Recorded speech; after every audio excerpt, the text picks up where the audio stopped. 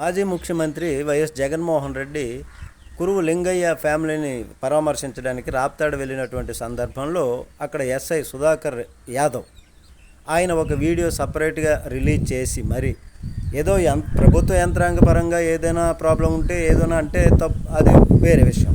కానీ అలా కాకుండా సపరేట్గా వీడియో రిలీజ్ చేసి ఎవడో వచ్చి అనేటటువంటి అర్థాన్ని ఇచ్చేలాగా అరటిపండు ఒలిచిపెట్టడానికి అరటిపండు తొక్కలు కాదు ఒలిచిపెట్టేయడానికి బట్టలు ఊడదీసేయడం అంటే మేము పోటీని వేల మంది పోటీని తట్టుకొని వచ్చాము, నిజాయితీగా ఉన్నాము, ఈ స్థాయిలో ఎస్ఐ స్థాయిలో ఉన్నాము అనేటటువంటి విధంగా ఆయన చెప్పేటటువంటి విధంగా ఒక మాజీ ముఖ్యమంత్రి రాష్ట్రానికి గతంలో ముఖ్యమంత్రిగా చేశారు అనేటటువంటి విధంగా కూడా విచక్షణ లేకుండా ఈ విధంగా మాట్లాడడం అనేది దానికి హోంమంత్రి ఈరోజు మాట్లాడుతూ వంగలపూడి అనిత గారు బాగానే మాట్లాడావు, ఈ విధంగా నిలబడాలి అనేటటువంటి విధంగా మాట్లాడేదానికి అభినందిస్తున్నాను అని చెప్పడం. ఈ ప్రభుత్వాలు ఈ పార్టీ ఇదంతా శాశ్వతమా?